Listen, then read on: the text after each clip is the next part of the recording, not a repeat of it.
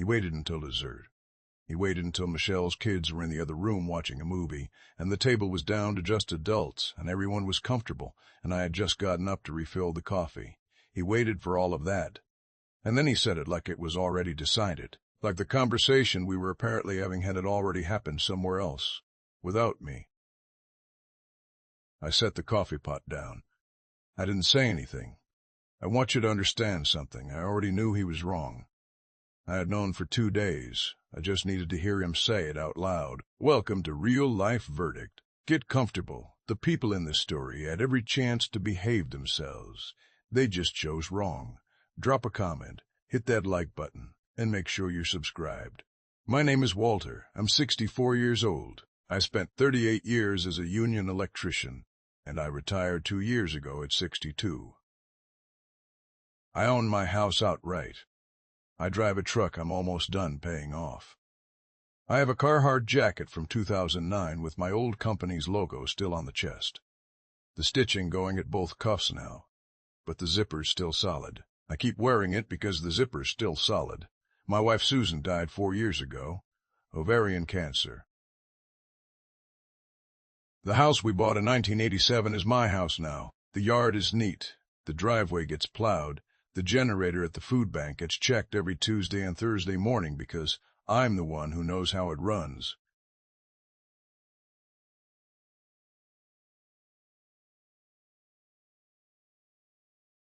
That's my life. It is a good life. I built it and I maintain it, and I don't need anyone's permission to live in it. I have a daughter named Michelle. She's 34. She lives 6 hours away in Pennsylvania with her husband and her 2 kids. She still wears the cross necklace Susan gave her for her confirmation, even though she stopped going to church years ago. She calls every Sunday. She visits twice a year. She was at the table that Christmas. And I have a son, Derek. He's 37. Derek taught himself to fish with a rod I put in his hand at a cabin my father built in 1968. He spent summers up there with me until he was 16 and decided there were better ways to spend a weekend. I understood that. 16 is 16. The cabin stayed, and so did the memory of the summers, and I figured those things would find each other again someday. When Susan got sick, Derek came around more. When she died, he came less. I told myself grief takes different shapes, and some shapes look like absence, and that's normal.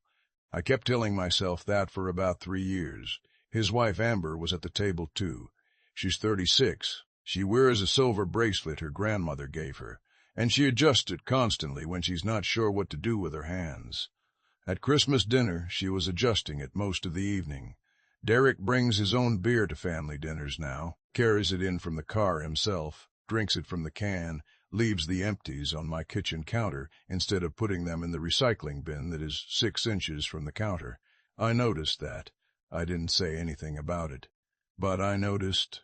It was a Tuesday morning in late April when the first thing happened. Derek stopped by, which he still did then, and we had coffee, and he mentioned that Amber's student loans were killing them. He said the monthly payment was eating them alive. Then he looked around my kitchen and he asked if I'd ever thought about downsizing. I told him the house was paid off and I liked the space. He nodded and dropped it. I finished my coffee, and I thought about it for a moment after he left. The question had a shape to it that I couldn't quite name yet. I set my cup in the sink and went out to check the gutters, which didn't need checking. By June, he had started asking about the property taxes. He came by on a Saturday, walked around the yard, and then came back inside and asked me what I paid in taxes each year. On the house and the 2 acres. I told him. He said, "That's a lot for one person." I looked at him over the table, and I didn't respond to that. He changed the subject.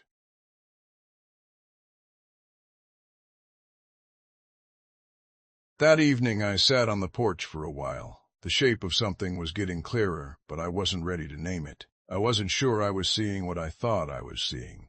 In July, he stopped coming by and started calling instead. He asked on the phone one afternoon if I'd been up to the cabin that summer.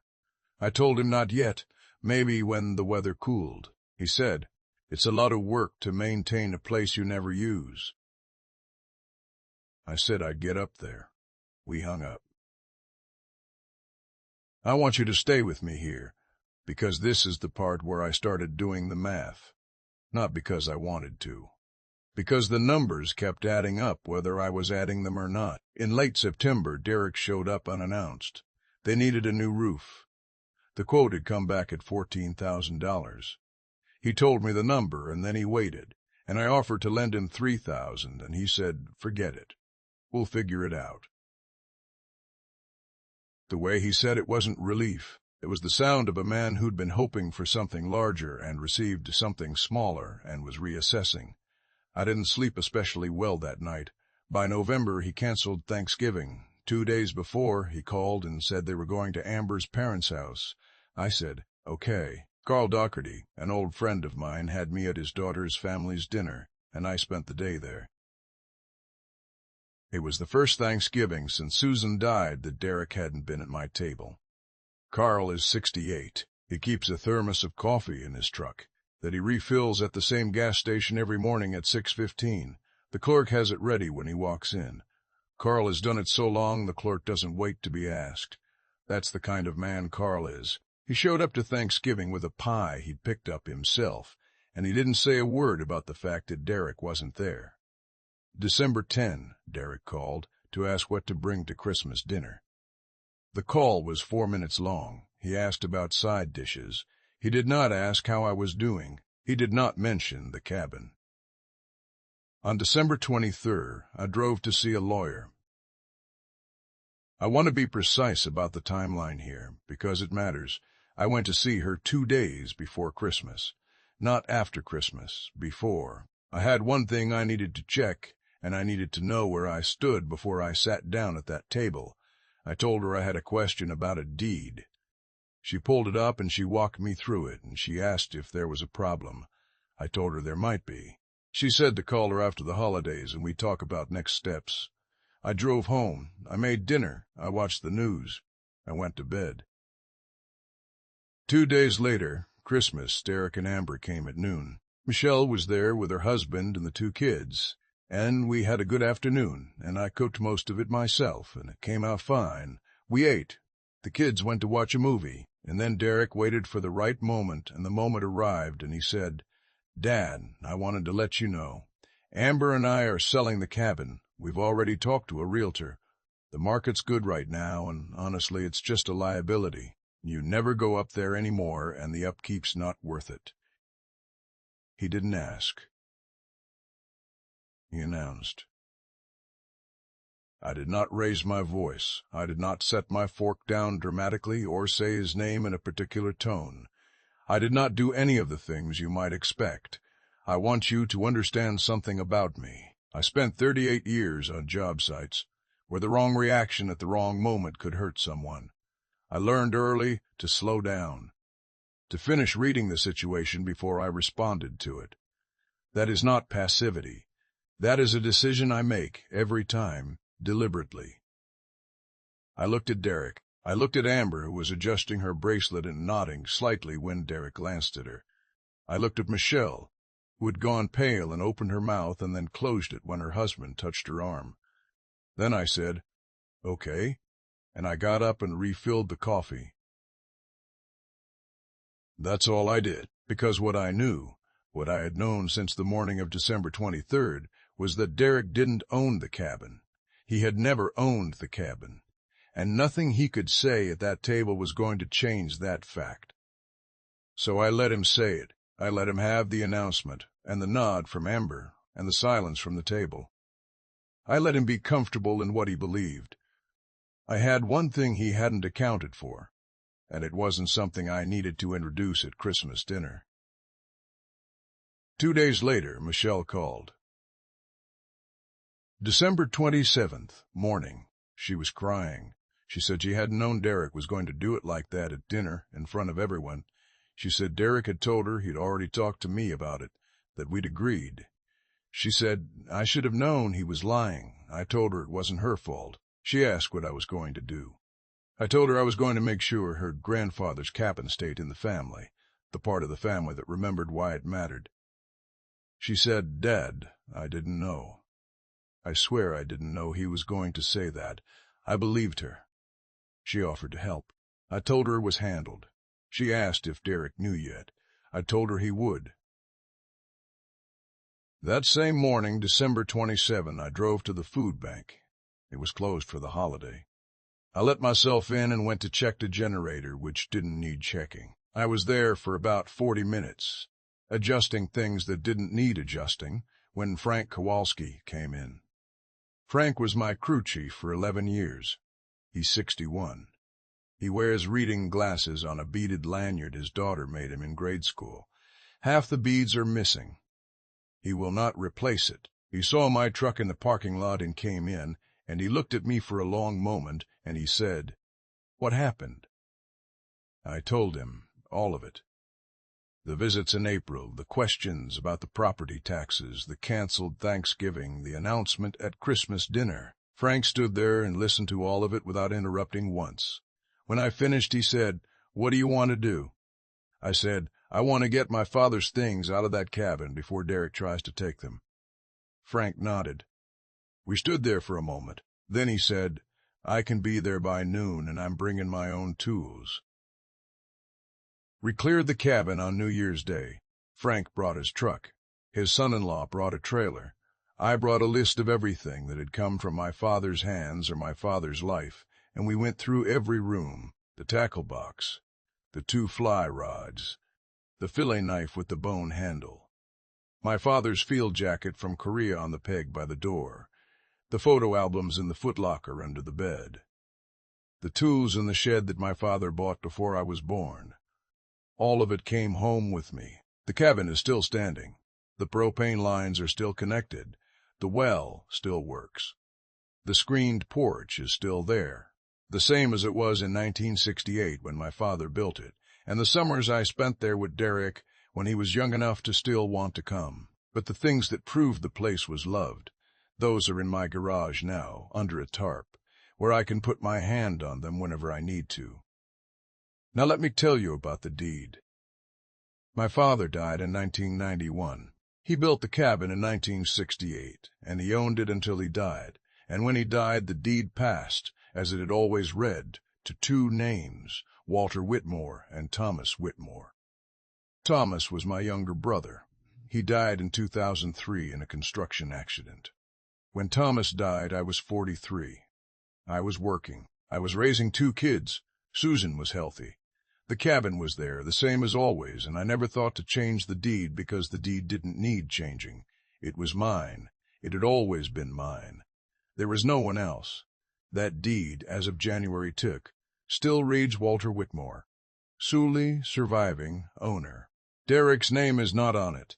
Amber's name is not on it. Nobody transferred it, nobody signed it over. Nobody agreed to anything. Derek cannot sell what Derek does not own. He did not know that. He assumed his name was on it somewhere, or that it passed to him when Susan died, or that I wouldn't notice, or that I wouldn't check, or that I would go along with it, because I always let things go to keep the peace. I have let many things go in my life. I let a teenage boy stop coming to the cabin without making him feel guilty about it. I let a grieving man visit less without demanding more. I let a grown man drink beer from a can at my table and leave the empties on my counter. I did not let this go. January 2nd, mid-morning. My kitchen table, a notepad with the lawyer's number on it. My cell phone. Frank in the other room. He asked, "You want company when you make the call, or you want me gone?" I told him he could stay. I dialed Derek's number. He answered on the 3rd ring. I waited 1 beat after he said hello, and then I told him the cabin was never in his name. I told him the deed still reads Walter Whitmore and Thomas Whitmore, and Thomas has been dead for 21 years, and that makes me the sole surviving owner. I told him a realtor cannot list what the seller doesn't own, and a title company would find this in the first hour of any closing. Derek started talking. He said he didn't know. He said he assumed. He said we could work something out. We could sit down and figure it out. He just thought since I never went up there anymore. I said his name once. He stopped.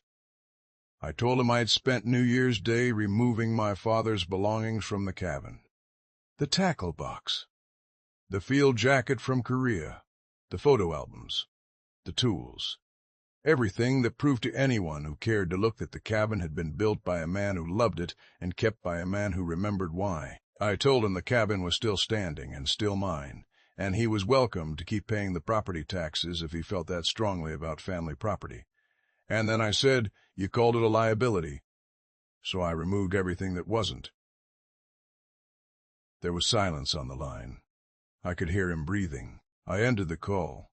I sat at the table for a while. The notepad was still in front of me. The coffee was getting cold. Frank came in from the other room, and he poured himself a cup, and he stood at the counter without saying anything, which was exactly right. After a while, I put on my Carhartt, the one from 2009, the stitching going at the cuffs, the zipper still solid, and I drove to the food bank. It was a Thursday. The generator didn't need checking. I checked it anyway. The parking lot was empty when I got there, and the air was cold and flat in the way that air is.